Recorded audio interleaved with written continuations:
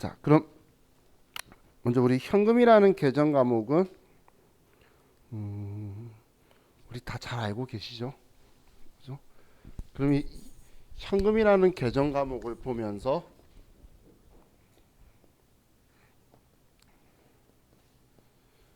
현금성 자산이라는 이 분류도 우리가 함께 공부를 과거에 했었어요. 그럼 현금하고 현금성 자산을 우리가 함께 공부한 이유가, 자, 우리 그 컴퓨터로 재무 상태표 보신 적이 있죠? 그러면 그 재무 상태표를 봤을 때 혹시 위에 탭 작은 게 있는 거 보셨나요? 관리용, 표준용, 제출용 그렇게 적혀 있는 거 있죠?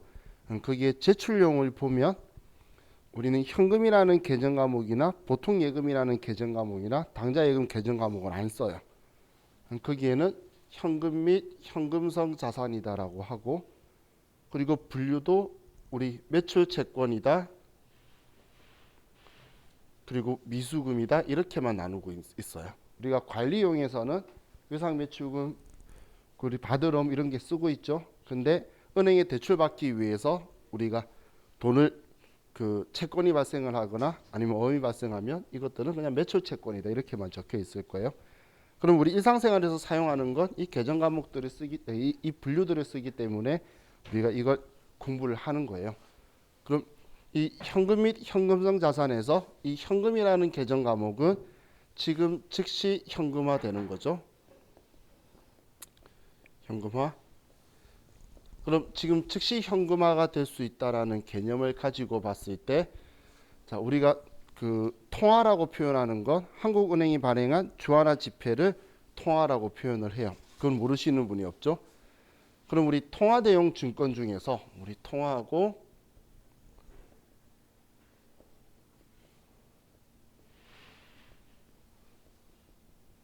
통화 대용 증권이 있는데, 자, 증권이라는 건 권리 증서를 증권이라고 표현하는 거예요.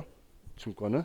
그럼 권리가 있는 증서인데 통화를 대신한 용도로 쓸 수 있는 권리 증서를 통화 대용 증권이라고 표현하는 거고, 자, 우리의 대표적인 통화 대용 증권이 수표라는 게 있죠. 수표. 자, 그럼 이 수표 제도에 대해서 여러분들이 정확하게만 인지하시면 이 계정 과목들은 당연한 계정 과목들이 돼요. 자, 잠시만요. 저기 가려고. 자, 그럼 자, 이 수표 제도는, 자, 우리 통장에서 돈을 찾아가는 방식은 두 가지가 있어요. 내가 직접 은행 가서 돈을 찾는 게 있고, 그리고 그 수표를 가지고 돈을 찾는 방법이 있어요. 그럼 그 수표는 본권을 소지한 자에게 돈을 인출해 주라는 거예요. 그럼 수표로 돈을 찾는 방식이 있는 거고, 내가 직접 은행에 통장을 가지고 가서 돈을 찾는 방식이 있죠. 그러면 어떻게든 그 수표를 발행한 사람이나 그런 사람들 입장에서는 통장에서 이체해 준 거하고 똑같은 효과가 나와요.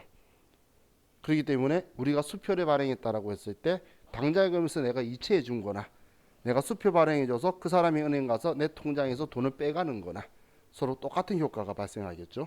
그래서 당좌예금 잔액을 조정을 한 건데, 근데 상대편 입장에서 생각을 해보면, 자, 우리 자기압 수표라는 건 은행이 자기 앞으로 발행한 수표를 자기압 수표인 거예요.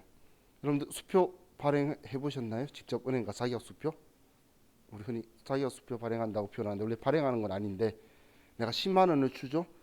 그러면 은행이 자기 은행 통장에 돈을 넣어두고 그 수표를 주면서 그 수표 가지고 있는 사람이 그 은행 통장에서 돈을 마음껏 빼갈 수 있도록 주는 게 우리 자기압 수표예요. 그래서 그 자기압 수표는 은행이 자기 앞으로 발행한 거라서 자기압 수표라는 이름을 붙이게 된 거예요. 그럼 우리 이 수표에서는, 우리 일상생활에서는 우리 자기압 수표하고 혼용해서 쓰는데, 우리 회계에서는 자기압 수표는 은행이라는 기업이 자기 앞으로 발행한 거기 때문에 명확하게 자기압 수표라는 표현을 쓸 거예요. 그럼 그냥 아무 말 없이 수표라고 하는 건, 얘는 기업 간의 거래에서는 당좌 거래예요. 그래서 당좌 수표를 이야기를 하는 건데, 그럼 우리가 타인이 발행한 거, 타인인데 다른 회사를 우리는 동점이라고 할 거예요. 그럼 동점 발행 수표를 생각을 해보면 우리 기업의 입장에서는 자기압 수표든 아니면 동점이 발행한 수표든 나는 이걸 가지고 그냥 현금으로 바꾸면 되지 이 두 수표에 차이가 없다라는 거예요. 그렇기 때문에 우리가 이 수표를 받았을 때는 현금이라고 써둘 거고, 그럼 이 수표를 내가 은행 가기 귀찮으니까 다른 사람한테 주면 이 현금이 유출되었다라고 표현을 할 거예요. 자, 그래서 자, 기준은 이렇게 잡으시면 돼요. 자, 우리 수표 가지고 생각하셨을 때에 자, 우리가 발행한 수표를 당점 발행 수표라고 표현을 하죠. 그럼 우리가 발행한 수표를 가지고 발행을 하게 되면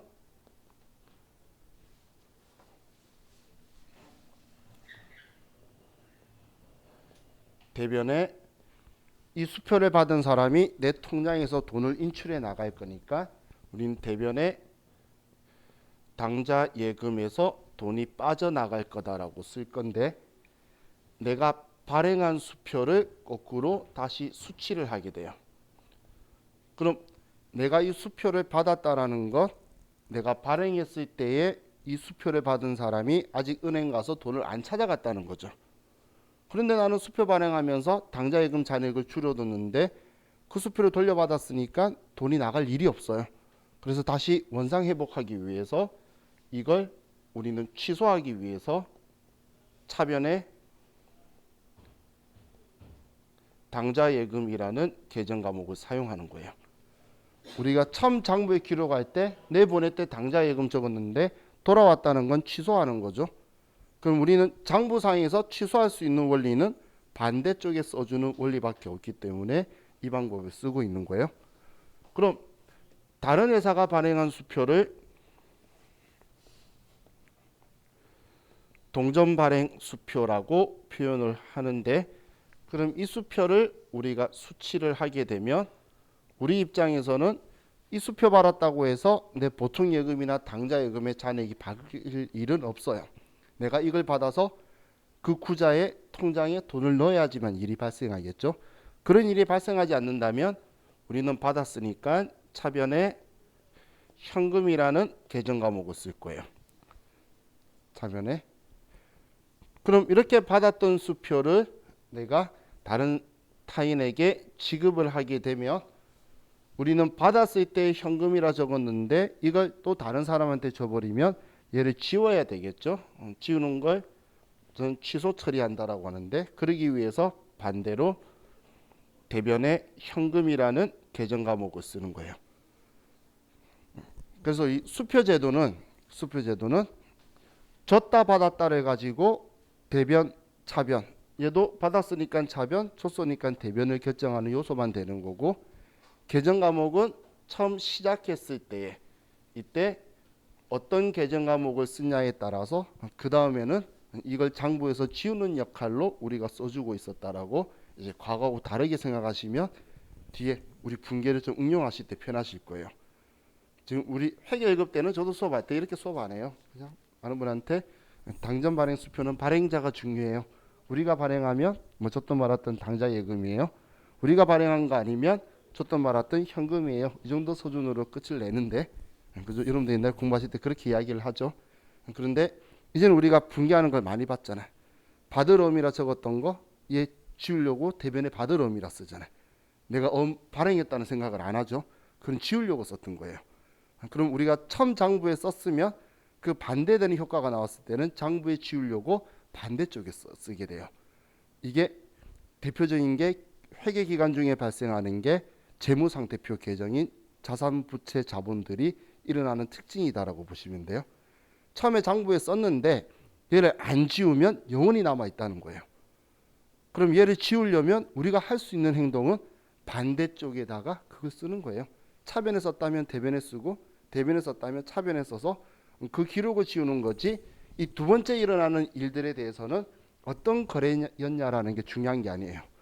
이제 얘가 없어졌네. 그럼 이제 얘를 지워야지. 반대쪽에 같은 계정 과목 거래처 썼다면 같은 거래처 써서 지워주는 원리가 우리 장부에 기록하는 원리다라고 생각을 하시면 돼요. 이 분계 원리는 여러분들이 그 원리만 정확하게 이해하시면 사실 엄청 간단한 거예요. 정말 분기에서 여러분들이 어렵다고 생각해야 되는 건 뭐냐면 어떤 금액을 써야 될지 모르겠을 때 있죠. 그럴 때가 어려운 문제인 거지. 그게 아니고 내가 지금 차변되면 어떤 계정 과목이다 했을 때 첫 시작할 때는 고민할 수 있어요. 얘를 고민한다라는 건 일어날 수 있는 일인데 두 번째 일어나는 일을 고민한다는 거는 아직 내가 원리를 전혀 이해를 못한 거예요. 그냥 쉽게 과거에 뭐라고 썼지만 찾아가면 끝나는 거예요. 반대쪽에 써주면 되니까. 그 원리는 단순한 원리가 되게 되겠죠. 자, 그럼 우리 40페이지에 현금과 부족이라는 계정 과목이 있는데, 자, 이거는 우리 계산할 때 저와 같이 봅시다. 우리 이제 계산도 중요한데 회계 1급에선 오히려 현금과 부족 계정 과목을 문제에서 잘 못 봐요. 계산 문제가 겨우 두세 문제밖에 안 나오거든. 거기다 자동 계산이 회계 2급에 없어요. 그래서 자동 계산을 써보도록 회계 1급에 해봐야 되기 때문에 자동 계산 문제를 해버리면 수동 계산 문제가 없어지죠, 거의. 그러다 보니까 회계 1급은 계산이 필요 없는데 세무 2급은 신경을 안 써요. 그냥 5개 전부 다 수동 계산하도록 또 나올 수 있기 때문에 그래서 현금과 부족 뭐 이런 거에 대한 이야기나 가지금 정리든 부가세 정리든 그쪽에 더 많이 나오니까 그때 예를 보도록 할게요. 자, 그럼 소액현금 전도금이라는 표현이 있네요. 자, 소액현금 보기 전에 자, 우리 책에는 여러분들이 잘 알 거라고 생각하고 안 들어가 있는 계정 과목이 있어요. 자, 가지급금이라는 계정 과목 혹시 기억나시나요? 맞죠?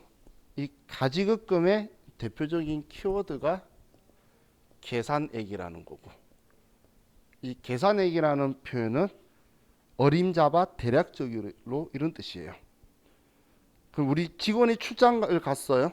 출장비를 줘. 그러면 출장비의 금액을 정확하게 우리가 신뢰성 있게 측정할 수 있다면 그냥 여비교통비라고 비용 얼마 들었다고 쓸 거예요. 근데 얼마 줬는지를 정확하게 모르면 수익이든 비용이든 그 금액을 신뢰성 있게 측정할 수 없으면 인식을 하면 안 된다는 거예요. 그럼 대략적으로 얼마 줬다 우리 품위서 올렸을 때 그때 줄 때 그 표현을 우리 한국말 한자어로 우리 계산액이라고 표현을 하고, 그럼 이때 우리는 가지급금이라는 이제 계정 과목을 가지고 전에 우리 출장비 가지고 많이 보셨을 거예요. 그럼 이때도 지급할 때의 차변에 가지급금 예를 들어서 50만 원이다라고 썼어요. 우리가 지급을 이렇게 했으면 그러면 우리는 정산을 할 때는 이 가지급금을 지워주기 위해서 반대로 쓰는 게 항상 처음 하던 우리의 작업이었죠. 그죠? 분계 원리는 항상 이런 식이에요. 정산했다면 과거에 지급할 때 어떤 계정 과목 줬냐. 근데 지금 이 가지급금이 어림잡아 대략적으로 준 거죠. 그럼 우리 재무제표에는 정확하지 않는 정보가 들어가 있으면 안 돼요. 그렇기 때문에 얘는 결산에서도 한 번씩 등장을 하는데 그때 등장하는 게 얘를 지우기 위해서 이걸 미결산 항목이라는 표현을 시험에서 쓰게 될 거예요. 그리고 미결산 항목이라는 건 재무제표에 남아 있으면 안 되는데 결산일날 이 계정 과목이 있다면 원인을 밝히거나 아니면 잡이익 잡손실로 처리해서 얘 정리해서 없애버려라는 이야기예요. 그럼 그 계정 과목 중에 하나가 현금과 부족도 있고 그리고 가지급금이라는 게 있어요. 그럼 자, 이것만 가지고 봤을 때 자, 이 가지급금이라는 게 나중에 여러분들이 뭐 세무일급 공부를 하면 저를 만나실 수도 있는데, 자, 우리 대표이사가 개인적 용도로 회사 돈을 써요. 자, 대표이사가 개인적 용도로 쓰게 되면 자, 우리가 매매출 전표 입력했을 때 생각해 볼게요. 그때 사오면서 세금계산서 받았다면 대표이사 개인적 용도면 사업과 관련 없는 지출로 54 불공이라는 걸 선택을 했었어요. 근데 그때 분기할 때에 가지급금이라고 썼죠. 이제 기억하시면 돼요. 자, 또 다르게 생각해 볼게요. 자, 우리가 매입세 공제를 받았는데 제가 부가가치세 가서 다 다시 한번 설명드릴게요. 그럼 우리 부가가치세법에서 간주공금이라는 게 있죠.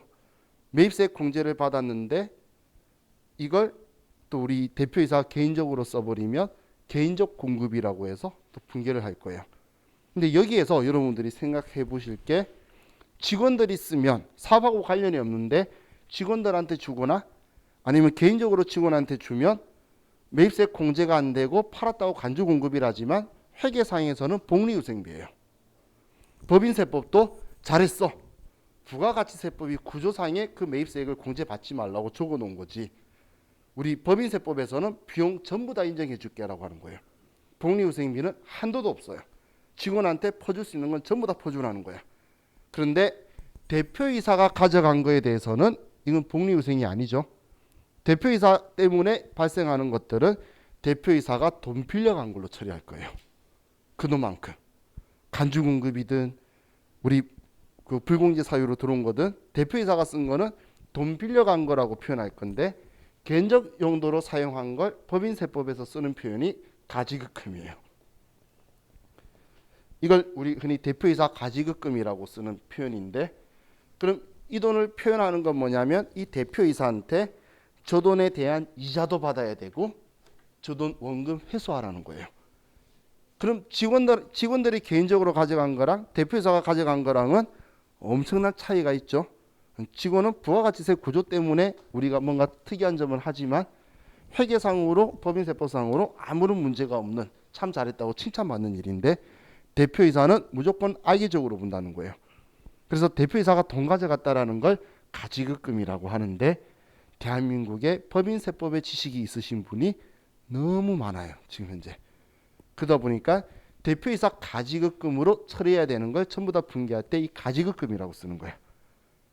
아마 회사에서 그렇게 표현하면서 쓰는 것도 보신 적 있으실 거예요. 그러면 얘 둘이가 충돌이 나죠.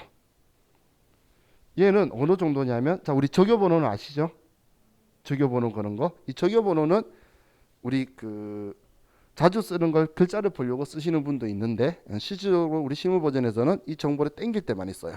적요 몇 번 건 거를 끌어오겠다. 이런 거 쓰는데 이 가지급금은 적요도 고정적요라고 돼서 1번, 4번, 2번, 5번, 3번, 6번은 쓰지 말라고 막아놨어요. 그럼 이걸로 쓰려고 했을 땐 정말 맞지가 않죠. 그죠? 그러다 보니까 지금 얘가 비껴나가야 되는 상황이라서 얘 이름을 지금 전도금이라는 개정 과목으로 사용하는 문제가 발생을 하게 된다는 거예요. 근데 이 시점의 문제에서는 이 시점이 죄송해요. 지급하는 시점에서는 가지급금이다, 전도금이다 이런 말을 정확하게 잘 안 해주면 가지급금이라 쓰면 끝인데 그런데 지금 정산하는 시점에 표현을 이렇게 해요. 지급할 때에 전도금이라고 처리했다라고. 그러면 우리는 정산하는 시점에서는 적어뒀던 걸 지워주는 역할을 써야 되겠죠. 그렇기 때문에 전도금이라고 우리가 지급할 때 썼다면 이때 정산할 때는 전도금을 지워줘야 되는 게 당연한 원리라는 거예요. 가지급금이라고 처리했으면 가지급금을 지우는 건데 지급할 때 이걸 전도금이라고 썼으면 당연히 정산할 때는 전도금이라고 써줘야 되겠죠. 그럼 이 정산하는 시점에서 출장비든 어떤 거든 우리 최근에 나온 기출문제 보면 지급할 때 가지급금이라고 안 하고 선급금이라고 줬다고 적혀 있는 문제가 나왔어요. 선급금이라고 썼으면 정산할 때 선급금을 지워야지. 그렇게 원리를 여러분들이 생각하시면 돼요. 왜냐면 얘는 처음 발생할 때 선택을 하는 거고 그 다음 정산할 때는 지워주는 역할만 계속 하고 있는 거예요. 자, 그럼 이 가지급금을 전도금으로 사용을 하는 경향이 많이 늘어나면서 또 문제가 발생을 했어요. 왜냐면 원래 이 전도금은 이때 쓰는 게 아니에요. 우리 예를 들면 그 건설회사가 공사 현장에도 돈이 필요하겠죠. 근데 공사 현장에는 격리사무원이 없을 거예요. 그럼 거기에 있는 그 현장 소장님이나 관리자분한테 우리 회계 담당자가 예를 들어 100만 원 드릴 테니까 필요하신 거 쓰시고 본사 들리실 때에 영수증 가지고 오시면 다시 100만 원 채워 드릴게요 하면서 이렇게 돈 주는 거 있죠. 그런 걸 우린 전도금이라고 하고 100만 원을 채워 놓고 쓰는 걸 정액자금 선거법 아니면 올 때마다 지급해 주는 걸 부정액 자금 선거법 이런 식으로 표현을 해요. 근데 왜 가지급금을 전도금으로 끌어쓰냐면 방금 그 느낌이 어린 자바 대략적으로 주고 영수증 가져왔을 때의 정산하라잖아. 느낌이 비슷하죠. 그러다 보니까 이제 그 계정 과목으로 혼용을 하면서 쓰는데 또 발생한 문제가 뭐냐면 이 전도금이라는 걸 계정 과목을 사용하는 회사가 있다는 거예요. 그러면 또 충돌이 발생하겠죠. 그래서 이 전도금이라는 계정 과목이 지금 현재 소액 현금이라는 계정 과목으로 지금 변화해 가고 있는 시점이다라고 보시면 돼요. 그래서 우리 회계 1급이라든지 기초수업 책들 보면 전도금이라고 적혀 있는 빨간색 계정 과목을 계정 과목이 적용 등록 그 문제들 있죠. 회계 1급에 아니면 FAT 1급에 얘가 빨간색으로 되어 있어요. 근데 얘를 이제 이 계정 과목으로 변경하는 문제도 일부러 계속 지속적으로 내고 있는 거예요. 컨트롤 F2번이나 F1번 눌러서 변경을 시키는 게 지금 이제 계정 과목이 이쪽으로 넘어가고 있는 과도기이기 때문에 지금 우리한테도 지급할 때 가지급금, 전도금, 선급금 이것도 여러 가지로 계속 섞어서 쓰고 있으니까 우리는 정산하는 시점이면 과거에 어떻게 했는지 이걸 정확하게 보시면 돼요. 자, 그럼 이제 우리 41페이지에 이제 예금에 대해서 볼 건데, 자, 우리 당좌 차월 제도까지 좀 보도록 할게요. 현금성 자산이 뒤쪽에 있으니까.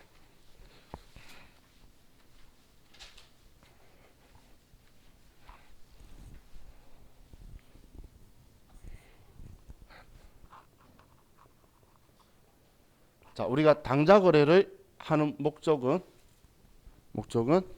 두 가지가 있죠. 하나는 당좌 수표 제도를 이용하기 위해서. 자, 그리고 또 하나는 당좌 차월 제도를 이용하기 위해서예요. 자, 그럼 우리 차월은 차자는 차입금할 때 차자 돈 빌리는 마이너스 통장의 성격이에요. 그럼 우리 회계에서는 원칙적으로 마이너스인 부의 표시를 쓰지 않기 때문에 우리 구자에 마이너스 있는 만큼 우리는 돈 빌려온 걸로 처리할 거라는 거예요.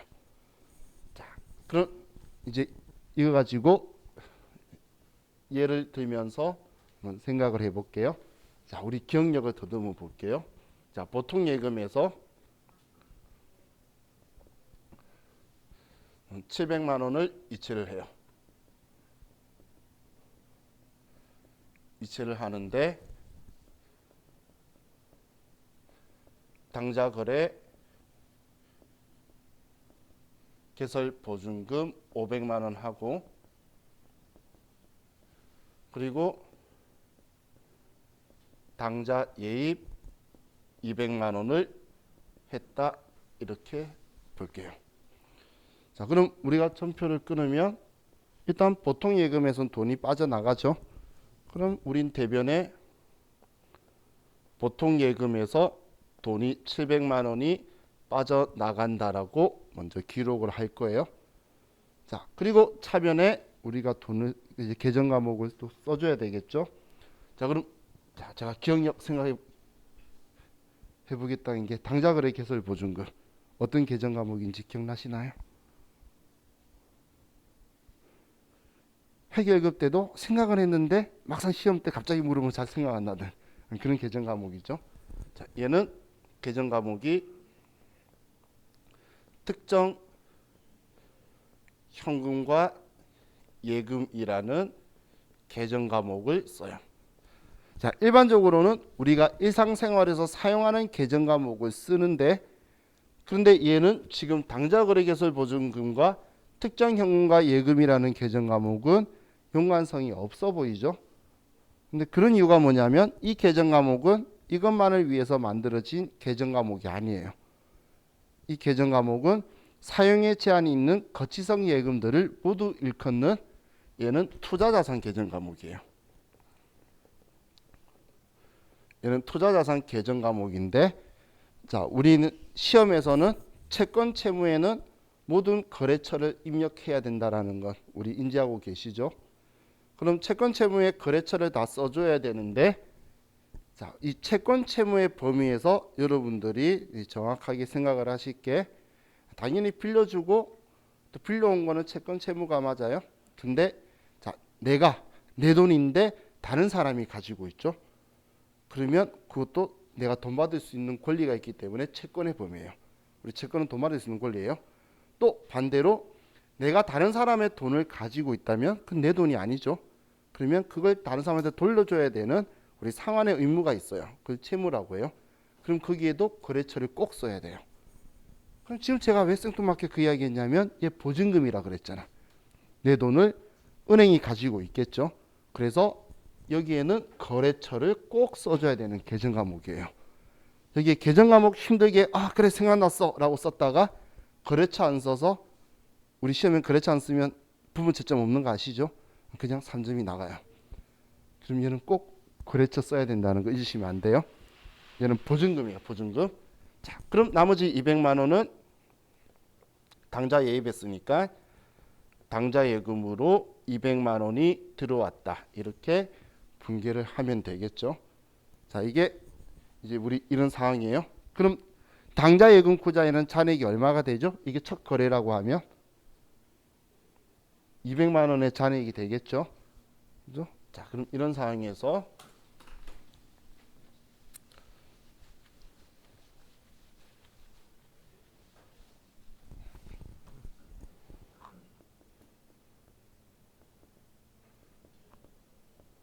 자, 당좌 예금 잔액이 200만 원인데 우리가 원재료 250만 원치를 구입을 한 거예요. 구입하고 수표 발행하다. 자, 그냥 수표 발행하다라고 하면 우리 회사가 당좌 수표를 발행을 한 거예요. 자, 그럼 우리가 이렇게 문제가 나왔을 때에 우리가 좀 쉽게 먼저 볼 수 있는 건 원재료 샀다는 거죠. 그럼 차변에 원재료 250만 원치 샀다라고 쓰고, 자 이제 대변에 쓸 건데, 자 단순 분계 원리로 말하면 일단 수표 발행했으니까 대변에 당좌 예금이에요. 그럼 이 당좌 예금에 우리가 쓸 수 있는 금액은 이 잔액 한도로 쓰는 거예요. 잔액 한도로. 왜냐하면 이 잔액 이상을 써버리게 되면 내 장부에 마이너스로 남게 돼요. 부의 표시로 남으면 안 된다라는 거예요. 그래서 이 잔액 한도로 쓰게 될 거예요. 지금 이 당좌 예금은 차변 계정이에요, 대변 계정이에요? 차변 계정이죠. 근데 얘를 지금 제가 대변에 쓰잖아. 그럼 얘 잔액을 초과해서 쓰게 되면 얘는 차변 계정이기 때문에 장부에 그대로 차변으로 있으면서 마이너스라고 뜨게 돼요. 그러면 안 된다는 거예요.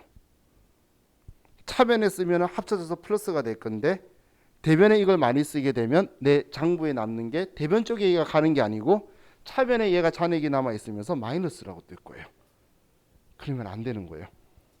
이걸 우리 계산 때도 이제 그걸 다시 뒤집어라라고도 하는데 그거는 실무용이기 때문에 계산 때 한 번씩 나오는 거고, 그런 말 없이 일반 전표에 나오게 되면 잔액까지만 얘를 없앨 거라는 거예요.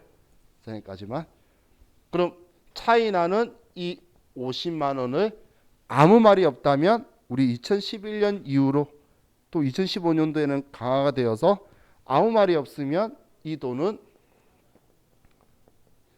단기 차입금이다라고 이렇게 써줘야 돼요. 50만 원 빌렸다는 건 알겠죠? 근데 왜 단기 차입금이냐면 당좌 거래는 매년 갱신 계약이에요. 장기가 될 수가 없는 거예요. 그럼 매년 갱신 계약인데 그럼 단기 차입금이면 여기에 거래처를 당연히 꼭 써줘야 되겠죠. 어디 은행에 우리 당좌 예금 구자에는 마이너스 50 적혀 있지만 내 장부에는 당좌 예금 잔액은 0원이고 그 은행에 50만 원 빌렸다라고 장부에 남아 있어야 된다는 거예요. 그런데 과거에는 얘를 이계정제라고 해서 사실 그런 표현 쓰는 거 옛날 사람들인데 이 단기 차입금 말고 당좌 차월이라는 계정 과목을 만들었을 때가 있었어요. 당좌 차월. 지금 현재도 기본 설정 값에는 이 계정 과목이 안 들어가 있어요. 이걸 쓰고 싶으면 문제 출제위원이 이 계정 과목을 계정 과목 및 조교 등록에다가 집어넣어둬야 우리가 분개할 때 쓸 수 있는 계정 과목이에요. 그런데 우리 세무 2급 시험에서 이렇게 나오면서 당좌 차월로 처리하라고 나온 거예요. 그럼 우리 당좌 차월로 쓰면 되잖아. 근데 여기에서 많은 사람들이 틀렸던 이유가, 자, 단기 차입금이든 당좌 차월이든 얘네들 다 유동부채예요. 분류가 계정 과목이 둘 다 유동부채인데, 그럼 그냥 당좌 차월 50만 원이라고만 쓰면 될까요? 얘는 부채인데 여기에도 거래처를 꼭 써줘야 되는데, 많은 사람들이 여기에 거래처를 안 써서 시킨 대로 붕괴는 이틀 모양을 만들었는데 여기에 거래처 안 써서 거의 다 틀렸어요.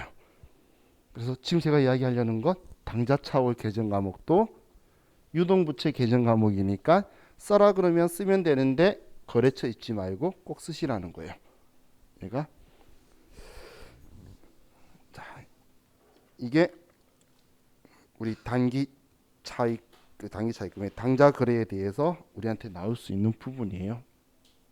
그 윗부분은 크게 문제가 없겠죠. 근데 우리 결산할 때 저는 이런 식으로 나오는 거예요. 자, 만약 우리 실무에서는 뭐 매번 거래했을 때마다 누가 장부 보고 있어, 그죠? 그렇기 때문에 그냥 대면에 당좌예금, 자, 이건 그냥 보시기만 하면 돼요. 250이라고 써요, 평소에. 그러면 당연히 당좌예금 장부상 잔액이 마이너스 50이 되어 있다라고 이렇게 문제가 나오는 거예요. 그럼 이걸 가지고 정리하라고 결산 문제에 나오게 돼요. 그럼 합계잔액상표를 보면 마이너스 50이 적혀 있으면 이제 이걸 가지고 제로로 만들려면, 마이너스가 돼 있으면 차변에 당좌예금이다 50만 원 써서 제로로 만들어주고, 얘를 단기 차입금 50만 원이다라고 해서 결산 때 이렇게 정리하는 형식의 문제도 발생을 해요. 방금 바로 처음 제가 처리했던 거를 이제 결산 때에 당좌예금을 줄여주고 단기 차입금으로 변화시키는 이런 분계를 우리 결산 시험 문제용으로 얘가 한 번씩 나와요. 그럼 여러분들이 이걸 보셨을 때, 근데 당좌예금만 나오는 게 아니고 보통 예금 가지고도 나와요. 보통 예금은 마이너스 통장이다 라고 해서, 그럼 마이너스가 되어 있으면 같은 쪽에 그 계정 쪽에다가 써주게 되면 그 잔액이 올라가서 제로가 되게 되겠죠. 마이너스를 없애주는 거예요. 지금 제가 이 왜 마이너스 이야기하냐면, 지금 현금과 부족 이야기 안 했죠. 나중에 그거 부어가지고 이야기할 거예요. 왜냐면 걔는 차변 계정인데 부족할 때도 쓰고 남을 때도 쓰잖아, 그죠? 그럼 여러분들이 걔를 나중에 봤을 때에 플러스 마이너스 부를 가지고 부족했는지 남았는지 확인을 해내야 되는데, 그거 생각 많이 해야 돼요. 그럴 거면 차라리 이 원리를 이해를 해버리시면, 마이너스네, 차변에 써서 제로 만들면 되겠네.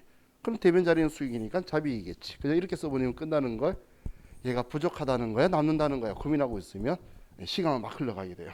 그래서 이 장부 원리를 알면 좀 더 편리하게 우리 시험을 볼 수 있으니까. 우리 시험은 알리바이라는 게 있어요. 뭔가 문제를 내려면 그에 관련된 백데이터를 전부 다 입력을 해둬요. 그래서 우리 법인세 문제 보면 선납세금도 문제 있는 거랑 딱 정확하게 들어가 있잖아. 전부 다 맞춰서 넣어두기 때문에 조회를 하면 전부 다 딱 앞뒤가 맞게 되어 있어요. 자, 우리 은행 계정 조정표는 크게 신경 안 쓰셔도 되고, 자, 다음 페이지 넘기시면 우리 앞에 제가 썼다가 지워버린 현금성 자산이 있는데, 자, 현금성 자산은 계정 과목은 아니죠. 현금 자산은 계정 과목은 아닌데 우리 재무제표에서는 아주 소중하게 사용하고 있는 분류예요, 그죠? 그것 때문에 이론 시험에서도 계속 물어보는 거고.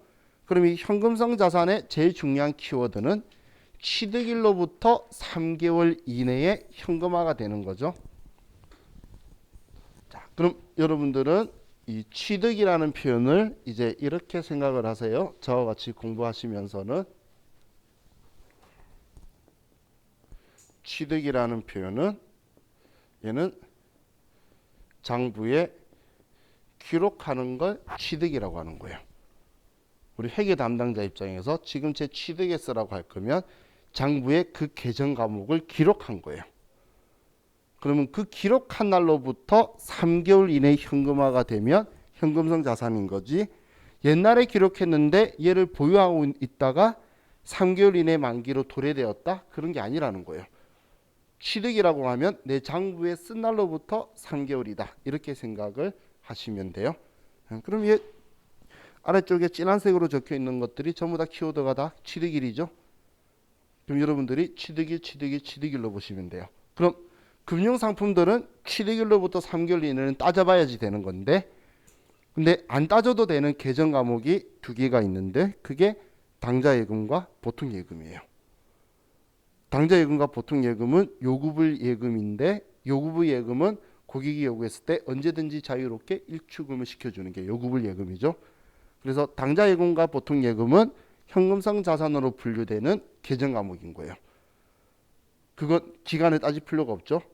사용의 제한이 있으면 투자 자산인 거예요. 사용의 제한이 없이 요구불 예금이라는 건 그런 뜻이기 때문에 당좌예금 그리고 우리 보통예금은 당연히 현금성 자산이고, 그리고 그 외 나머지는 기간을 따져서 현금성 자산을 찾을 거예요. 자, 그럼 이제 우리 단기 금융상품이라는 게 있는데,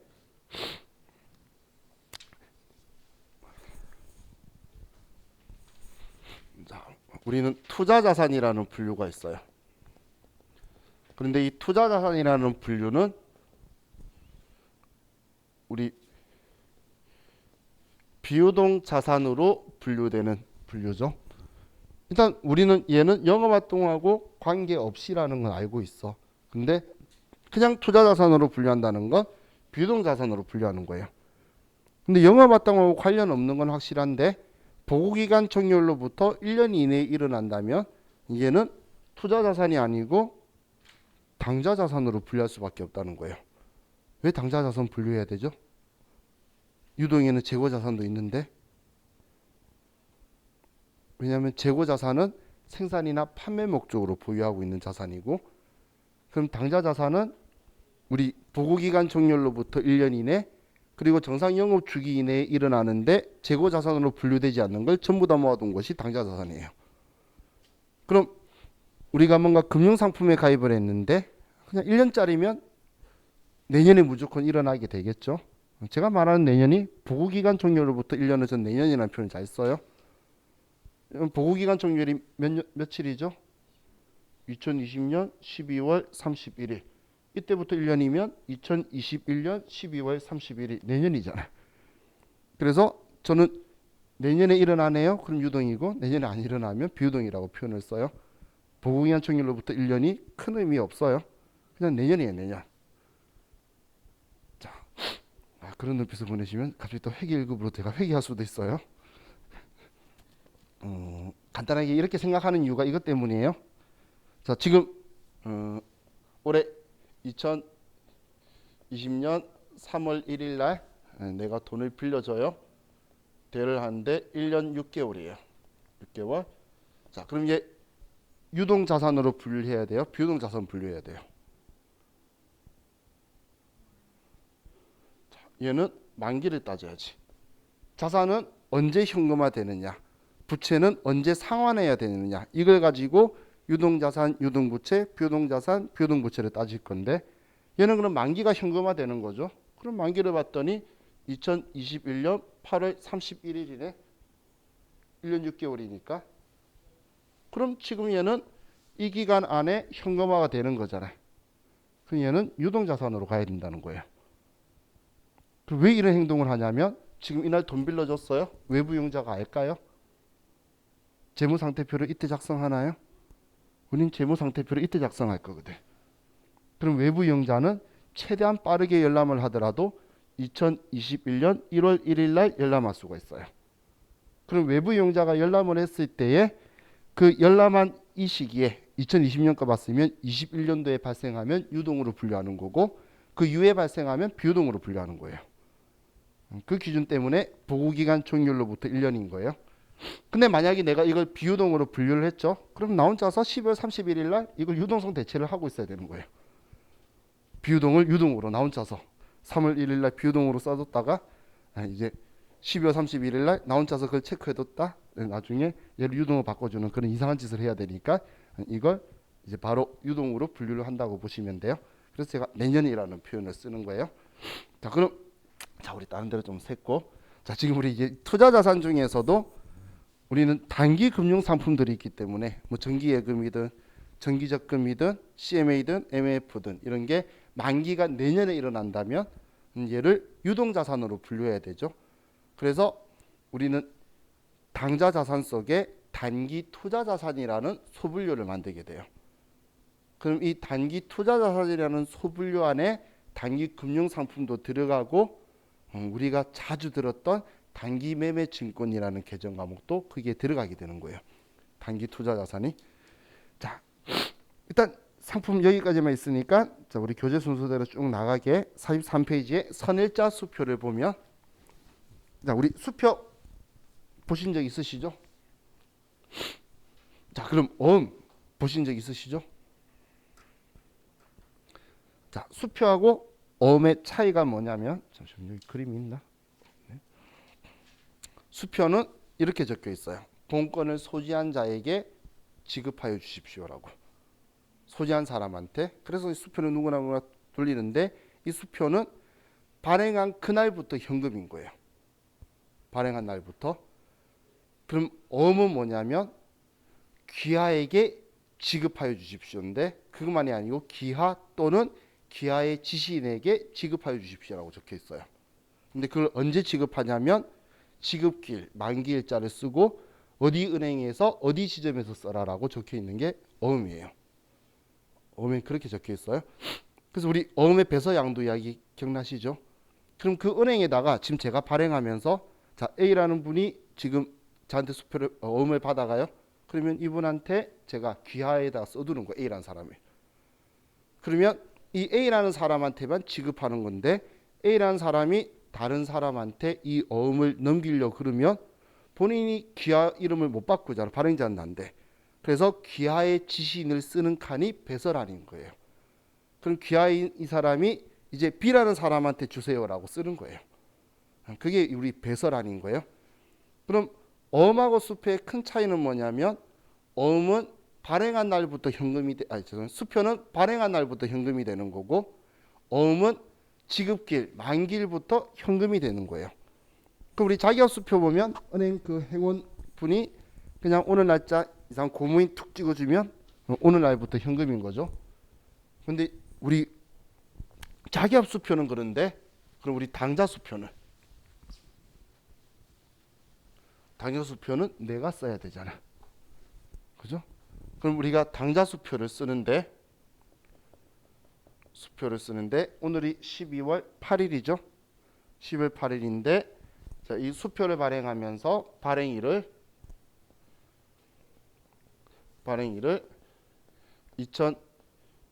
2020년도 12월 25일 날짜로 미래 날짜를 썼다고 볼게요. 그럼 얘는 수표잖아. 수표이기 때문에 이 발행일부터 현금이 되는 거예요. 그러면 내가 어음을 발행하면서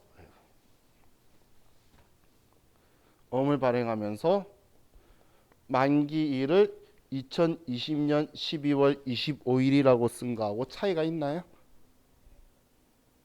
차이가 없죠. 얘는 만기일부터 현금이 되는 거고 얘는 발행일부터 되는데, 오늘 2월 8일인데 미래 날짜를 쓰는 이 수표를 뭐라고 하냐면 선일자 수표라고 하는 거예요. 얘를 선일자 수표라고 해요. 아마 수표하고 어음을 만지시는 일을 했거나 아니면 보신 분들은 보면 수표하고 어음 똑같이 취급을 하면서 회사에서 관리를 할 거예요. 당연 수표를 쓰는 데는 내가 지금 돈 없어서 미래 날짜 씁시다 그랬더니 싫어요라고 하면 기다리세요 가서 어음 주면 돼요. 상대방이 바본 거죠. 어차피 어음이나 수표는 똑같은 거니까. 그럼 우린 지금 선의자 수표를 이야기하는 건, 이 선의자 수표는 우리 회계 처리할 때 얘를 어음으로 취급을 해요. 어음하고 똑같이 취급을 할 거예요. 선의자 수표는. 자, 그럼 우리 책에 보시면 지금 표가 있죠. 선의자 수표에. 자, 우리 발행인 입장을 가지고 보면 상품 매매 대금으로 선의자 수표를 교부하면 대변에 지급어음이라 썼죠. 그리고 얘가 회수되면 차변의 지급어음은 당연히 지우는 거니까. 그럼 두 번째에 상품 이외의 거래, 한마디로 일반적인 상거래가 아닌데 선입자 수표를 주면 대변의 미지급금이라 썼죠. 그리고 얘를 회수하게 되면 지워야 되니까 미지급금. 받는 사람 수취인 입장에서도 선입자 수표를 받으면 대변의 매출이니까 받을 어음이라고 썼죠. 근데 매출이 아닌 경우 일반적인 상거래가 아니면 우리는 미수금이라고 쓰죠. 이거 우리 어음한테 공부했던 개정 과목이죠. 매출채권, 매입채무, 기타채권, 기타채무 이거 이야기인데 선입자 수표를 받아도 어음이랑 똑같이 취급한다는 건 이렇게 취급한다는 것만 생각하시는 게 아니고 개정 과목도 일반적인 상거래다 아니다를 따지셔야 된다는 이야기예요. 우리 어음하고 똑같이 취급하죠. 분계 그림이. 그렇게 여러분들이 정확하게 인지를 하셔야 돼요.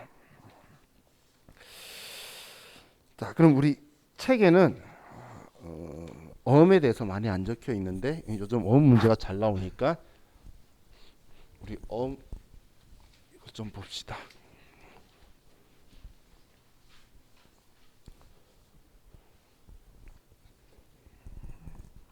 자, 말을 좀 빨리 하면서 좀 더 많이 설명드릴게요. 여러분들의 표정이 설명을 더 많이 하라는 표정이 보이셔서 그럼 제가 좀 더 설명을 드릴게요.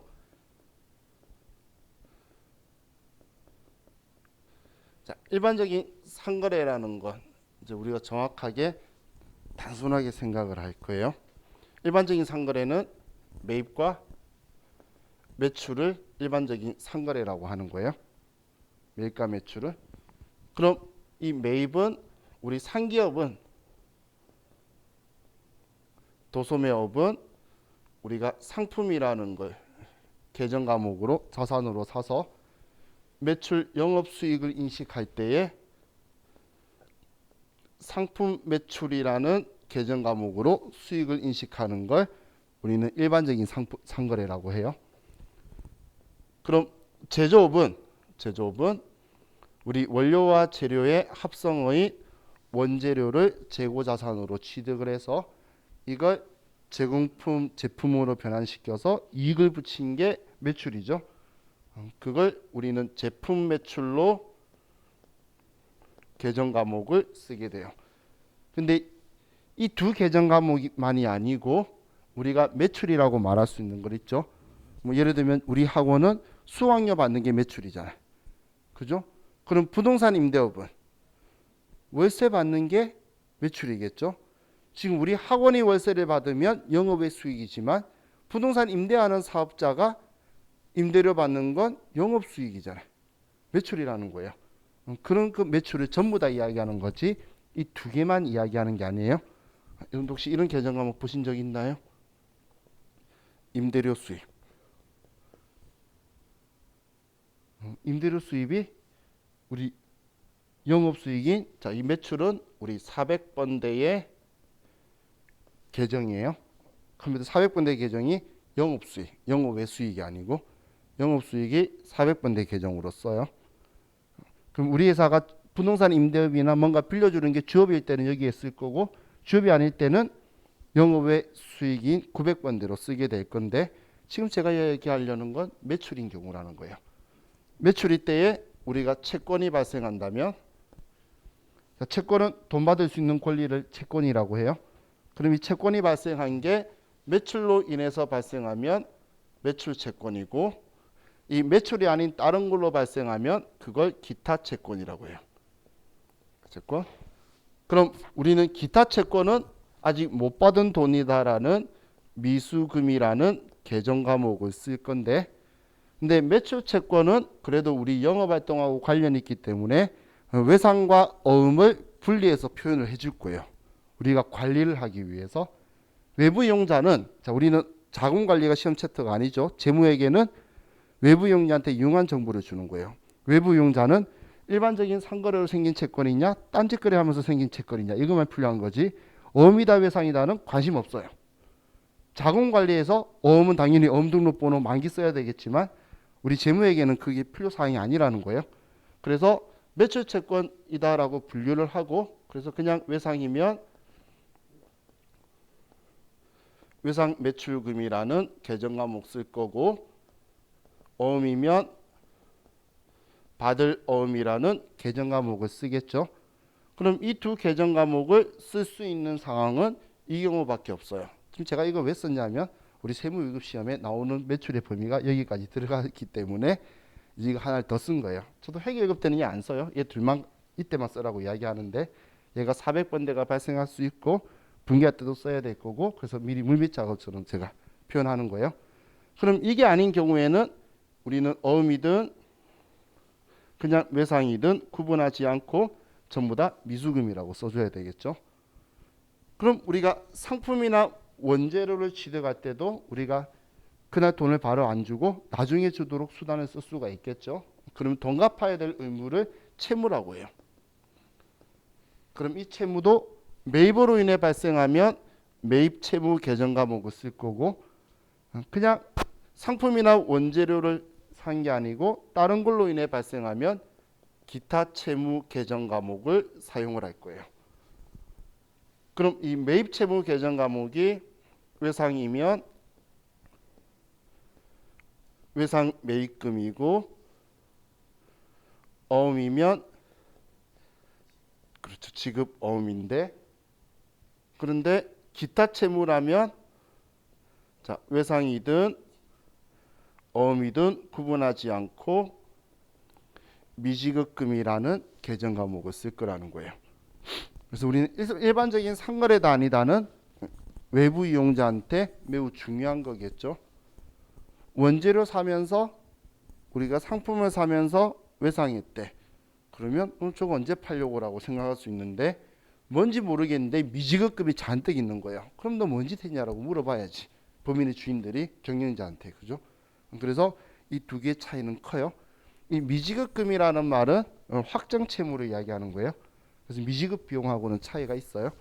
미지급 비용은 내가 갚아야 될 거 안 갚은 게 아니고 비용 인식하려고 생긴 유동부채 이야기고, 미지급금은 갚아야 되는데 안 갖고 있는 거예요. 지금 얘네들 가지고 왔는데 안 준 거잖아. 이런 식으로 갈 거라는 거예요. 근데 이렇게 하면 아직 안 줄 수가 있네라고 하는 거지만, 직원들한테 필요한 물건 사거나 회식비를 안 주고 있거나 딴짓거리하고 안 주고 있으면 그거는 외부 이용자가 당연히 좋게 보면 안 되겠죠.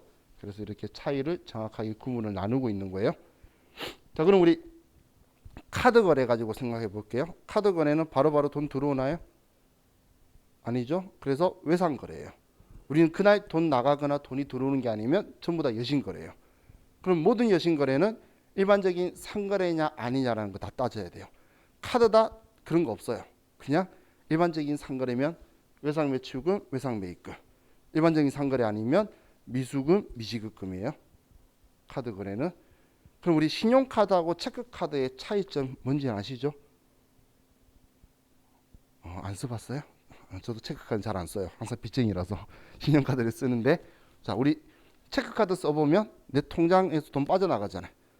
그러면 매입자의 입장에서는 여신거래가 아니에요. 돈 빠져나갔다고 장부에 쓸 거예요. 그런데 부가가치세 신고할 때는 카드 단말기에 벤사가 알려주잖아요. 그래서 카가라고 쓸 건데 분기에서는 외상한 게 아니니까 보통 예금에 돈이 나갈 거라고 쓴다라는 거예요. 근데 이걸 거꾸로 생각하면 이 부분이 좀 억울하죠. 체크카드로 돈을 받았던 신용카드 받았던 가맹점 입장에서는 그날 돈 안 들어와요. 다 승인 나야 들어오죠. 그러면 우리는 전부 다 일반적인 상거래면 외상 매출금이 될 거고, 아니면 미수금이 될 거예요. 그래서 우리가 상을 가지고 생각을 하되, 체크카드든 직불카드든 신용카드든 김영식 선불카드든 전부 다 우리 부가가치세법은 카드 거래인 거고, 지금 우리가 하고 있는 건 회계죠. 회계에서는 돈이 오늘 나간다 안 나간다, 들어온다 안 들어온다, 이걸 가지고 이제 일반적인 상거래다 아니다를 그날 돈이 안 움직이면 판단해야 되는 거예요. 자, 우리 저렴한 표현으로, 자, 이 둘이는 계정 과목이 차변에 상품 원재료일 때만 쓰시면 돼요. 첫 시작은. 반대쪽 오는 거는 얘네들 갚을 때만 반대쪽에 쓸 거예요. 그죠? 그럼 외상 매출금 받으러 오면 상품 매출, 제품 매출, 그리고 나중에 우리 부동산 임대 공고가 임명세서라는 작성을 할 거예요. 우리 회사 본 문제 하나요? 부동산 임대업을 영위하는 회사라고 가정한다라고 하면서 문제가 나오는 게 있는데, 그때 매입 매출 전표를 시키면 제품 매출을 임대료 수입으로 써야 되고, 그리고 이제 월세는 오늘 안 들어왔대. 며칠 뒤에 받기로 했대. 그러면 외상 매출금 써야 되는 거예요. 그래서 제가 번호대를 가지고 이야기를 한 거예요. 자, 일반적인 상거래 이렇게 기준을 잡으시고 우리 받을 어음이 대변에 오는 경우를 좀 볼게요.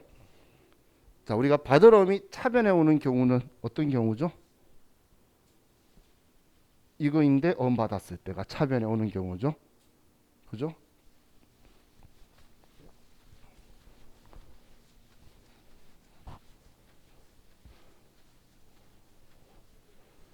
받을 어음은 자산이죠.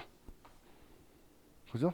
자산이니까 차변에 찼을 때가 우리 장부에 기록하는 거예요. 그럼 얘가 반대인 대변에 온다는 건 이 받을 어음이라고 썼던 걸 지우는 경우를 이야기하는 거예요. 그럼 우리가 첫 번째 받을 어음이 대변에 오는 경우에서 첫 번째가 어음의 추심이 있죠. 자, 우리 지금 책이 없는 거라서 제가 그냥 쭉 설명을 드리는 거예요. 그럼 어음의 추심이라는 건, 추심은 대신 돈 받아주는 행동을 추심이라고 해요. 정말 은행에 돈 안 갚아도 돈 찾으러 다니는 은행의 추심팀도 있고, 지금처럼 어음이나 뭐 이런 것들을 관리를 해서 만기가 되면 받아주는 추심팀도 있어요. 은행에는 추심은 대신 돈 받아주는 건데, 은행이 우리의 기부천사는 아니겠죠. 그러면 당연히 우리한테 그 용역에 대한 대가를 받을 거예요. 그걸 우리 이 경우에 이제 추심 수수료가 발생하게 되겠죠. 추심 수수료가. 그럼 내가 물건을 100만 원치 팔고 어음을 받았어요. 그럼 받을 어음이 100만 원이면 은행이 만기까지 관리를 해주다가 만기가 되면 이제 그 돈을 우리 통장에 넣어줄 거라는 거예요. 그게 어음의 추심인 거예요. 그럼 내 입장에서는 과거에 받았을 때의 차변에 받을 어음 100만 원 써둔 걸 이제 지워야 되겠죠, 일단. 그럼 대변에 받을 어음 100만 원이다라고 해서 먼저 얘를 지워요. 자, 그럼 대변에 내 자산이 100만 원이 나갔으면 차변에 보통 예금에 돈이 100만 원이 들어와야 되는데 은행은 자기 수수료 빼고 돈을 넣어줄 거예요. 실제로 이렇게 많이 안 떼는데 눈에 보이게 5만 원 떼고 줬다라고 볼게요. 자, 그럼 우리는 차이 나는 이 5만 원을 어떤 계정 과목을 쓸 거냐라는 건데, 자, 우리 수수료가 뭐죠?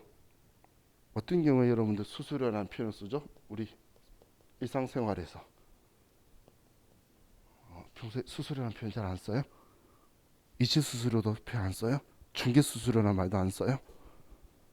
써본 그렇죠? 그건 그래요. 자, 이 수수료라는 표현은 용역에 대한 대가예요. 자, 그럼 이제 용역은 뭘까요? 용역은 장소나 기술이나 서비스를 제공하는 거예요. 그래서 여러분들 청소 용역 뭐 이런 표현도 쓰죠. 그럼 지금 은행은 이런 이체를 하거나 그런 기술 서비스를 제공을 하고 그리고 그 수수료를 받는 거예요. 그렇기 때문에 계정 과목을 봤는데 잘 모르겠죠. 그럼 얘가 뭐지라고 생각했을 때 장소 기술 서비스 제공하는 거. 옛날에 계정 과목 시험에서 많이 틀렸던 게 청소 영역에서 공장 청소시키는 거 나왔어요. 다들 공장 청소를 뭘 시켜야 될지에 대한 고민을 엄청 했더라고. 나는 청소는 수수료지. 청소 용역이라고 안 해? 그러면 이제 이야기 들으셨던 분은 아, 용역은 수수료였지라고 가는데 그게 바로 수수료로 잘 안 넘어가더라고. 그럼 이제 이 계정 과목을 우리는 수수료 비용이라는 계정 과목을 쓸 건데, 자, 우리는 수수료 비용 계정 과목은 번호대를 3개를 쓰죠. 그죠? 우리 자, 이 쓰고 지울게요. 자, 수수료 비용 계정 과목을 쓰는데, 자, 제일 단순하고 간단한 거 먼저 900번대 영업의 비용 쓰는 건 경우는 2가지밖에 없어요. 하나는 단기 매매 증권 취득 수수료하고 취득이에요. 그리고 또 하나는 우리 시험 때 문제에서 요구를 하면 이때 900번대 쓰는 거밖에 없어요. 그럼 900번대 쓰는 건 엄청 한쪽적이죠. 수수료인데 얘를 영업의 비용 처리하시오 적혀 있는 경우나 단기 매매 증권 취득 수수료예요. 자, 그럼 우리 500번대는 우리 제조하고 관련이 있을 때 사용하는 거예요. 공장이 있어서 들어간 거면 전부 다 500번대라고 쓸 거예요. 자, 그럼 800번대는 어떨 때 쓸까요? 800번대는 위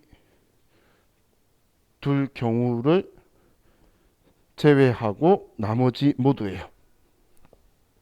그래서 800번대 판관비가 판매 쪽으로 많은 사람들이 생각을 좀 쏠려가지고 생각을 하는데 우리가 관리비에 대한 인지도가 좀 잘 없어요. 저 또한 좀 그래요. 그럼 이 수수료 가지고 생각할 때는 이렇게 생각하는 거예요. 얘 단기매매 증권 취득 수수료 아니네? 문제에 안 적혀 있네? 물건 만드는 거하고 관련 없네? 그러면 쟤처럼 800번대가 되는 거예요. 얘는 우리 자금 관리를 하면서 들어간 거예요. 그렇게 생각하면 800번대는 정의를 안 내렸지만 빼낼 애들이 너무 단순하잖아요. 그죠? 이 두 경우를 제외하고는, 왜냐면 이걸 쓰는 경우는 이거밖에 없고 500번대 쓰는 건 제조업에서 공장이 있었기 때문에 들어간 것만 원가 통제하려고 제조기비 쓰려고 쓰는 거예요. 그럼 그 외 나머지는 우리가 제조업이 아니더라도 들어가는 관리비라든지 이런 것들은 전부 다 800번대를 쓸 거라는 거예요. 그래서 자, 얘는 800번대에 수수료 비용 써야 돼요. 자, 수수료까지 생각했는데 얘 생각 못 하시면 안 돼요. 수수료까지 생각하고 그리고 800번대까지. 자, 다음 두 번째 어음의 할인. 자, 어음을 할인을 하는데 자, 이 어음의 할인은 할인료라는 게 존재를 하겠죠. 자, 그럼 할인료를 제가 너무 먼저 말했나요? 자, 어음의 할인은 두 가지가 있어요. 하나는 매각 거래가 있고 또 하나는 차입 거래가 있어요. 그래서 우리 시험 때에 어음의 할인은 일반적으로 세무이급까지 실기는 매각 거래만 나와요. 실기는. 그런데 세무이급에서 이론은 차입 거래도 물어보고 매각 거래도 물어봐요. 실기에서는 분계는 얘만 물어볼 거니까 이것만 생각하되 이론은 얘도 같이 생각을 하시면 돼요. 자, 그럼 매각 거래라는 건 이 어음을 팔았다는 거예요. 자, 지금 제가 어음 100만 원짜리가 있어서 여러분한테 이 어음 100만 원짜리 혹시 100만 원 있으시면 바꿔주세요라고 했더니 여러분이 좋은 마음에 저한테 100만 원 하고 어음하고 바꿔주셨어요. 근데 여러분이 어음을 딱 봤는데 만기가 내년 크리스마스야. 그럼 여러분 마음은 어떨까요? 일단 저한테 당했다는 느낌은 들겠죠. 근데 최소한 이런 마음은 되겠죠. 이자로도 받을 걸. 그죠? 그럼 그 이자가 할인료예요. 그럼 이 할인료는 누가 정하냐면 지금 방금 말한 여러분이 나 그럼 그때까지 얼마 받고 싶다를 생각하는 거예요. 예를 들어서 내가 내년까지 이 어음을 가지고 100만 원을 못 쓴다면 이자 5만 원을 받고 싶어. 그럼 100만 원짜리 어음을 받아서 만기 되면 100만 원 받을 수 있으니까 원하는 이자를 뺀 나머지를 저한테 줄 거라는 거예요. 그게 할인료의 결정이에요. 한마디로 이 어음을 사주는 사람이 원하는 이자, 보유 기간 동안의 이자가 할인료예요. 그럼 자, 난 어음을 팔았으니까 지워야 되겠죠. 지우기 위해서 대변에 받을 어음이다라고 해서 얘를 지우고 차변에 내가 돈을 받는데 여러분이 5만 원의 할인료를 희망을 한대요. 그럼 저한테 95만 원만 주겠죠. 이건 내가 결정한 게 아니고 어음을 사가는 사람이 자기가 원하는 할인료 5만 원을 빼고 저한테 준 거예요. 자, 이 기준을 잘 생각하셔야 돼요. 그래서 여러분들이 나중에 세무일급에서 잘 안 만날 수도 있잖아요. 근데 세무일급 문제에서 이제 이자부 어음이라는 게 생길 거예요. 지금은 무이자부 어음인데 이자부 어음에 대해서 할인율을 계산할 때 지금 제가 말한 순서대로 접근하셔야지 딱 맞아 떨어져요.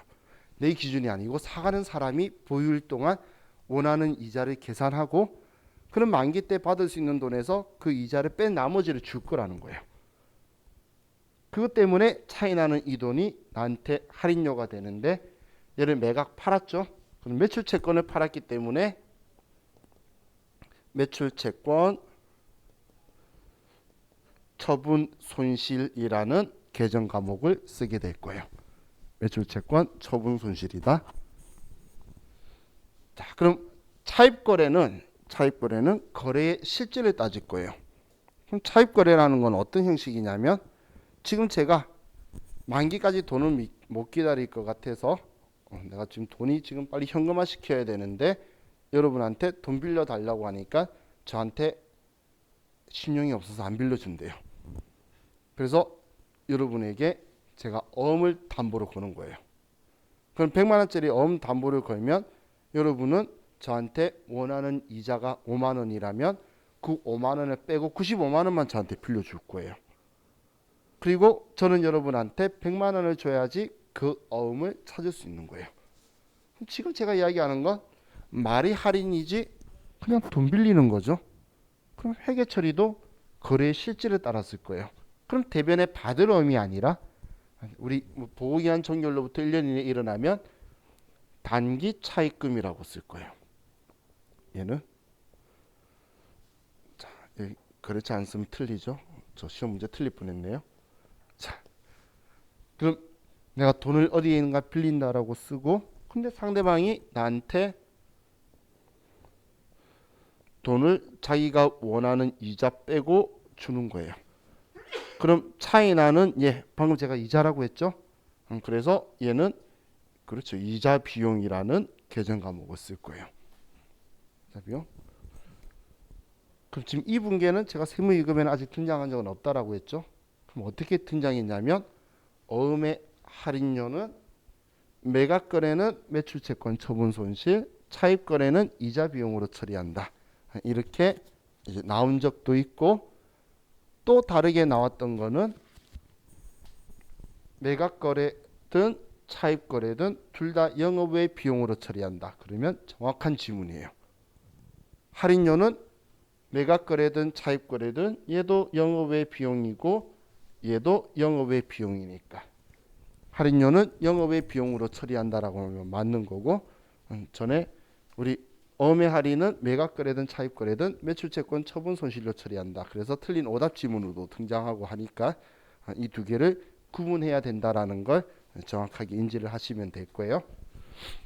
자, 다음 우리 받으러미 대변해 오는 경우가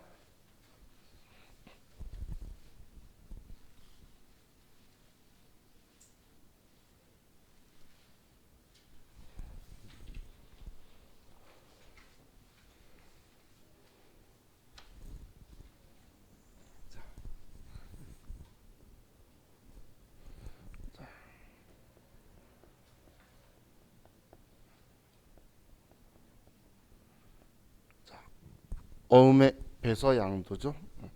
옆에 제가 배서는 이야기했기 때문에 어떤 상황인지 알겠죠. 제가 과거에 받을 때에 차변에 받은 어음이라고 썼는데 이걸 제가 물건을 사면서 다른 사람한테 이 어음을 넘겨버리는 거예요. 그러면서 저 사람한테 주세요라고 하는 거예요. 자, 예를 들면 제가 예를 가지고 볼게요.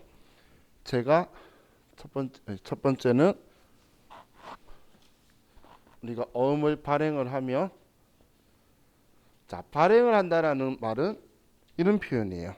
장부에 첫 번째 기록하는 거예요. 그렇다면 내가 차변에 원재료 100만 원, 이거 100만 원이다라고 100만 원치를 사면 일반적인 상거래냐 아니냐를 따져서 일반적인 상거래면 우리는 지급 어음이다. 얘를 B라는 회사한테 만기가 되면 갚아야 된다라고 써둘 거예요. 자, 그런데 두 번째는 배서 양도라면 내가 차변에 원재료 100만 원이라고 썼는데 이때는 제품 매출로 받아 보관 중인 어음이라 그러면 받을 어음이다라고 이렇게 꼭 써줄 거고 얘를 지워줄 거고, 만약에 기타 자산 처분하고 자동차를 처분하고 받았던 어음이라 그러면 미수금을 지워줄 거라는 거예요. 얘는 내 장부에 적혀 있던 걸 지워주는 역할이에요.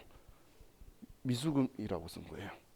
거래처 썼는데 너무 날짜 썼어요. 자, 그래서 자, 우리가 발행하는 시점에만 일반적인 상거래냐 아니냐 따지는 거지, 내가 양도 넘기는 시점은 이미 받았을 때 결정된 계정 과목이 있겠죠. 그럼 그 계정 과목을 지워주는 거다라고 보시면 돼요. 자, 이해가시죠? 자, 그럼 우리 이런 예를 가지고 볼게요. 쓰고 계시니까.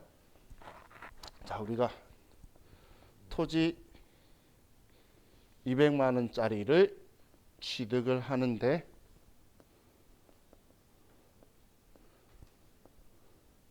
제품 매출로 받아 보관 중인 어음 100만 원짜리를 주고, 그리고 나머지는 우리 회사가 어음을 발행해서 줘요. 자, 이렇게 자, 우리 문제 나오게 되면 우리 실제로 나왔던 문제예요. 한 두세 번.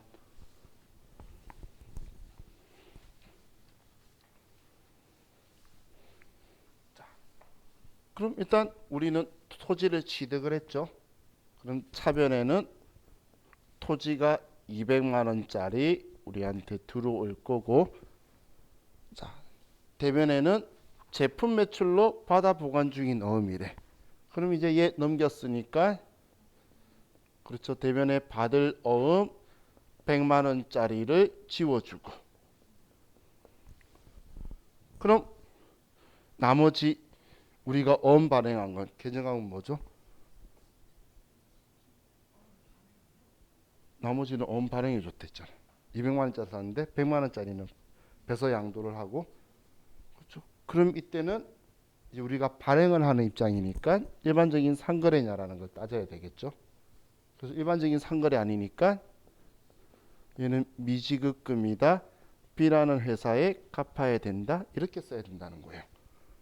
위에 거는 과거에 제품 매출로 받아 보관 중인 거 지웠으니까 받을 어음이 들어온 거지만, 이 아래는 지금 내가 발행을 하죠. 그럼 발행하는 입장에서는 일반적인 상거래냐 아니냐를 꼭 따져야 되겠죠. 그렇기 때문에 이건 실제로 시험에 나왔는데 한 번은 회계 1급에도 나오고 세무 2급에도 나왔어요. 야, 정말 신기한 건 많은 분이 실수를 했어요. 지급어무 참 많이 쓰셨어요. 지금은 많이 썼는데 회계 1급과 세무 2급 시험 보신 분의 차이가 뭐냐면 세무 2급이 좀 더 안타까워했을 뿐이었어요. 안타까워하는 그 탄식의 소리가 좀 더 컸고, 회계 1급은 아, 이 정도였는데 세무 2급은 아, 맞다 이런 느낌으로 좀 바뀌었었어요. 그냥 모르는 게 아니라 내가 잠시 간과하고 있었던 거죠. 그래서 항상 내가 발행하는 시점에 우리가 일반적인 상거래다 아니다를 꼭 체크해야 된다는 거 잊으시면 안 돼요. 자, 그럼 이제 마지막으로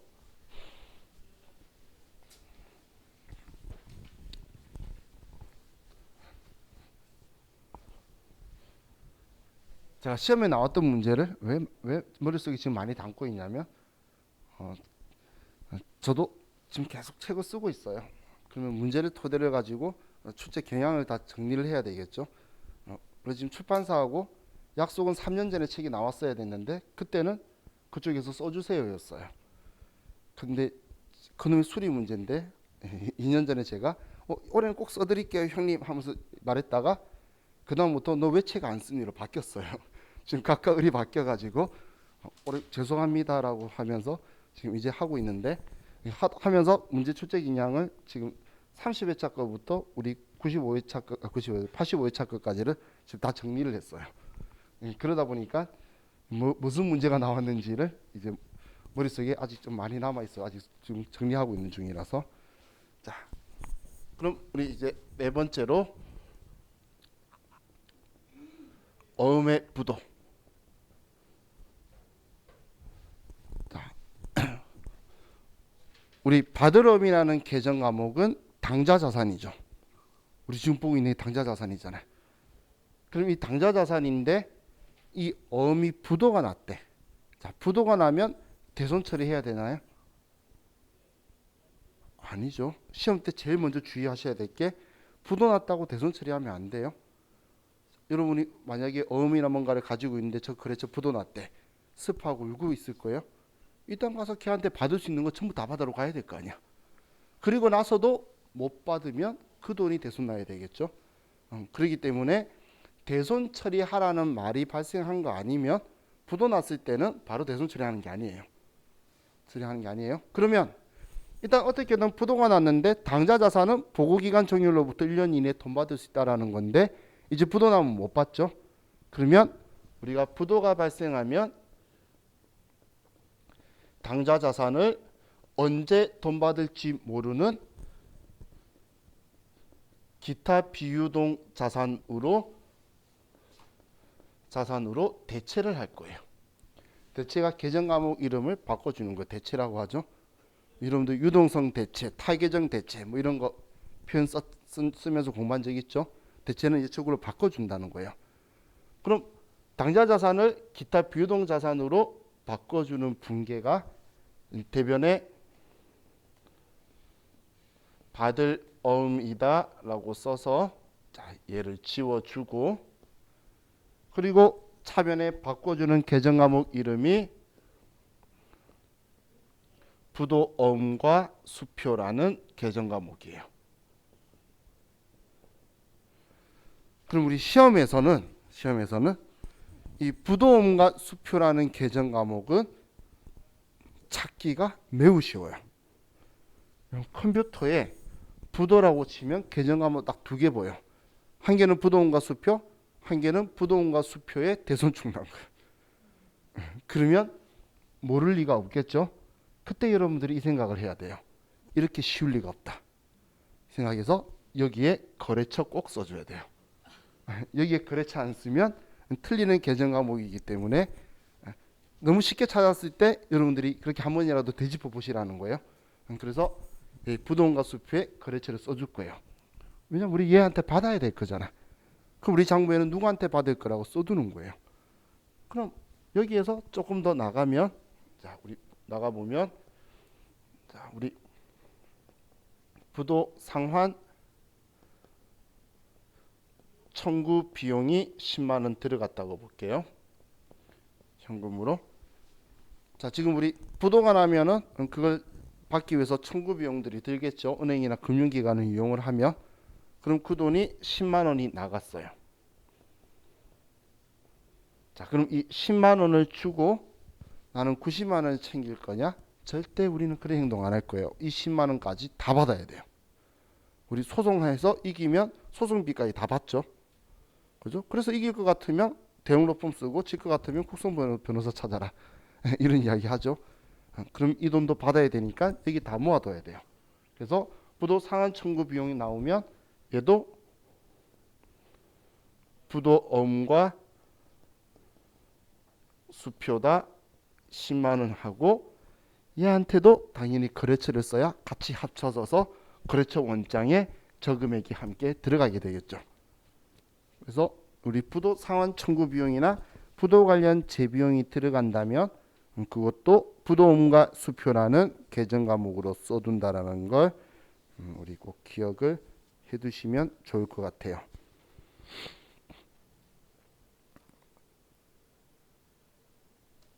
자, 그럼 이제 우리 46페이지로 가면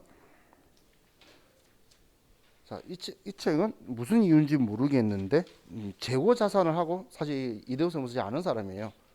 근데 뭔 생각으로 했는지 재고 자산을 하고 뒤에 대손 충당금이 있어요. 왜 그런지 모르겠어요. 그리고 사채보다 자본을 먼저 썼고 나름의 생각이 있는 것 같은데 저는 그 생각을 모르겠어요. 그래서 다음은 지금 얘네들 보고 나서 대손 충당금 보고 재고 자산으로 들어갈 거예요.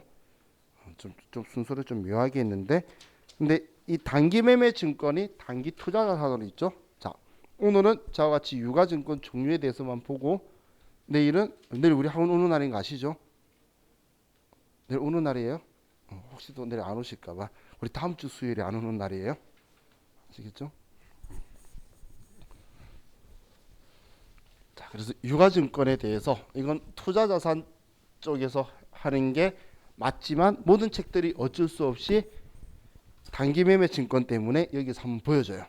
왜냐하면 단기 매매 증권은 투자자산으로 분류할 수가 없거든. 얘는 앞에 단기자 붙었죠. 이 단기가 지금 즉시기 때문에 그래요. 그럼 그거에 대한 건 우리 내일 저하고 보고, 지금 저하고 같이 지금 그 페이지하고, 자, 여러분들 교재에 63페이지 쪽하고 같이 컴페어 시키셔서 우리 유가증권에 대해서 좀 볼게요.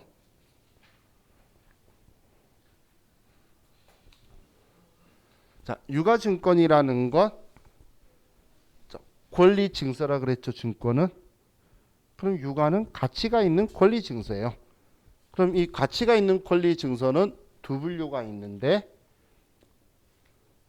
채무 증권과 지분 증권을 전부 다 이야기하는 거예요.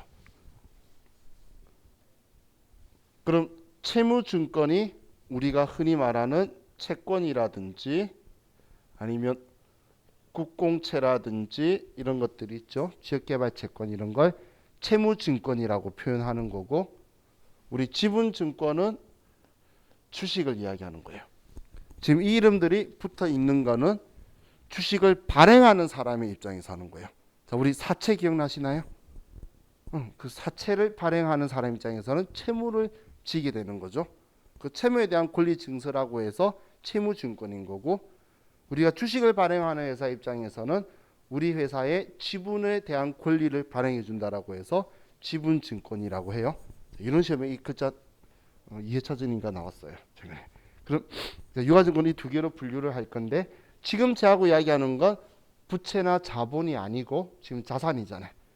그럼 지금 제하고 같이 이 부분을 잠시 보는 거는, 우리 회사가 이 채무증권이나 지분증권, 채권이나 주식을 샀을 때 어떤 보유 목적을 가지고 있고, 이 유가증권이 어떤 상태이냐에 따라서 내 장부에 적을 계정 과목을 선택해야 한다는 거예요. 내 장부에 쓸 계정 과목을. 많은 사람이 실수하는 게 채권을 샀대, 아니면 사채를 샀대. 그럼 일단 마음속으로 만기 보유 증권으로 쏠려가요. 그런데 문제는 만기까지 보유할 의도가 적극적이고 능력이 있단 말이 없으면 만기 보유 증권으로 쓰면 안 된다는 거예요. 그래서 이제 그 상황을 봐가면서 우리가 이제 계정 과목을 선택하는 거예요. 그것 때문에 이 유가증권 계정 과목을 보는데, 자, 우리한테 제일 친숙한 계정 과목이 단기 매매 증권이라는 계정 과목이죠. 그럼 이 단기 매매 증권이라는 애를 많은 사람들이 제일 먼저 쓰는 이유가, 얘가 분류 정립하기가 제일 쉬워요. 이 단기 매매 증권은 우리가 보유하는 상황이 단기 보유 목적이어야 되고, 그리고 시세 차익의 목적이 있어야 되고, 그리고 시장성이 있어야 되는 거예요.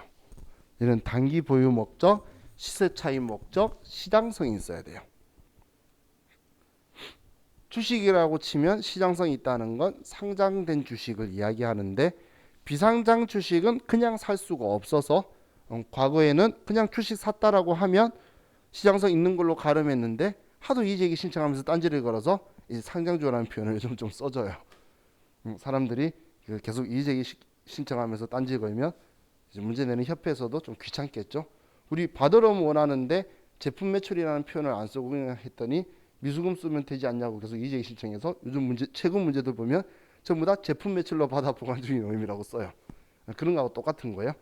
그럼 자, 이 단기 매매 증권은 자, 채무증권하고 지분증권 이렇게 봤을 때, 자, 지금 분류 가능 유무를 제가 쓰려고 하는 거예요. 자, 우리가 채권을 샀어요. 채권을 단기 매매 증권으로 쓸 수 있느냐? 우리 지역개발 채권. 자, 혹시 이거 기억나나요? 불가피하게 매입하는 유가증권.